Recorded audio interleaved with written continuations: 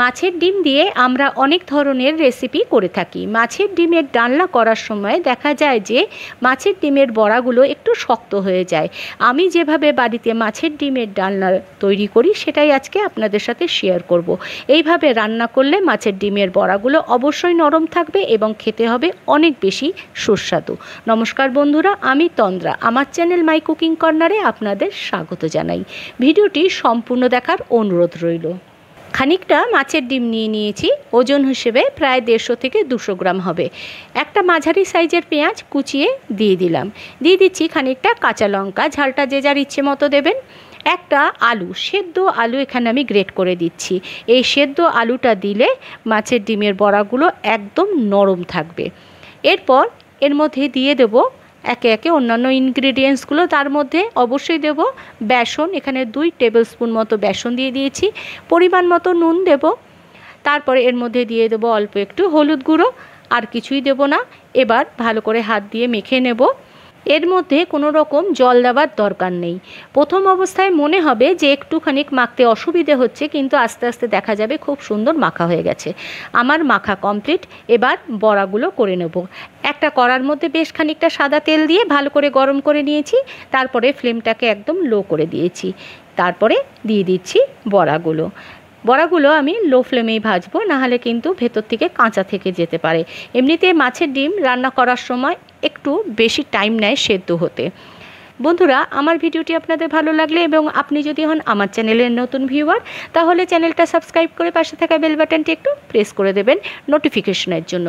নতুন পুরনো সকল বন্ধুদের কাছে অনুরোধ রইল ভিডিওটি একটু লাইক, শেয়ার এবং একটি কমেন্ট করে একটু পাশে থাকার, একটু সাপোর্ট করার। বড়াগুলো সব দিয়ে প্রথম অবস্থায় নাড়ব না। খানিকক্ষণ পরে, প্রায় 2 থেকে 3 মিনিট পর, একটা ছোট চামচ দিয়ে আমি আস্তে আস্তে উল্টে দিচ্ছি। এইভাবে 2-3 বার উল্টে পাল্টে ভালো করে একটু হালকা লাল লাল করে ভেজে নেব। এই যে ভাজা কমপ্লিট হয়ে গেছে। এবার এগুলোকে তুলে নেব। আমি একটু হালকা করে ভেজেছি, কেউ চাইলে একটু কড়া করেও ভাজতে পারেন, কিন্তু একটু হালকা করে ভাজলে বড়াগুলো ঝোলে দিলে নরম থাকবে এবং একদম রসালো হবে। একটা ব্যাচ কমপ্লিট। এবার আমি সেকেন্ড ব্যাচটা আস্তে আস্তে ভেজে নেব। এই ভাজার মাঝে আমি একটা মশলা তৈরি করে নেব। আমি আজকে মশলাটা শিলনোড়ায় করছি। দিয়ে দিলাম একটা মাঝারি মাপের পেঁয়াজ ছোট ছোট করে কেটে, 1 ইঞ্চি আদা দিয়েছি, 8-10টা রসুন দিয়েছি ছোট বড় মিলিয়ে। এবার এর মধ্যে দিয়ে দেব 1 টিস্পুন মতো গোটা জিরে, 1 টিস্পুন গোটা ধনে, আর দিয়ে দেব শুকনো লঙ্কা। আমি এখানে শুকনো লঙ্কা দিয়েছি, কেউ চাইলে কাঁচা লঙ্কা দিতে পারেন, এবং পরিমাণটা যে যার ইচ্ছে মতো দেবেন। তারপর এটাকে বেটে একদম মিহি একটা মশলা তৈরি করে নেব। মশলাটা একটা বাটির মধ্যে তুলে নেব। আমি আজকে শিলে বেটে নিয়েছি মশলা। কেউ চাইলে এটাকে মিক্সিতে পেস্ট করে নিতে পারেন। যে কড়াতে আমি বড়াগুলো ভেজেছিলাম, বড়াগুলো তুলে নিয়ে যে তেলটা অবশিষ্ট ছিল তার মধ্যে আমি গ্রেভিটা করব। ওই তেলের মধ্যে দিয়ে দিলাম খানিকটা সাদা জিরে। তারপর একটু সুগন্ধ বেরোলে এর মধ্যে দিয়ে দেবো 2টো তেজপাতা। তারপরে এর মধ্যে দিয়ে দেবো বেটে রাখা মশলাটা দিয়ে একটুখানি নেড়ে দিলাম। তারপর এর মধ্যে দিয়ে দেবো পরিমাণ মতো নুনটা যে যার স্বাদ অনুযায়ী দেবেন। তারপর এর মধ্যে দিয়ে দেবো অল্প একটুখানি হলুদ গুঁড়ো। তারপর এটাকে আরেকটুখানি নেড়ে চেড়ে ভাজতে থাকবো এই মিনিট 3 থেকে 4। তারপর এর মধ্যে দিয়ে দেবো একটা মাঝারি মাপের টমেটোটা দিয়ে বেশ খানিকক্ষণ আমাকে কষাতে হবে। বেশ খানিকক্ষণ ধরে একটু কষিয়ে নিচ্ছি, প্রায় 6 থেকে 7 মিনিট। ফ্লেমটা এই সময় মিডিয়াম থাকবে। কষানো হয়ে গেছে। এরপর এর মধ্যে দিয়ে দেবো পরিমাণ মতো জল। প্রথমে মশলার বাটিটা ধুয়ে একটু জল দিয়ে দিয়েছি, তারপরে দিয়ে দিচ্ছি বেশ খানিকটা জলটা গ্রেভি অনুযায়ী দিতে হবে।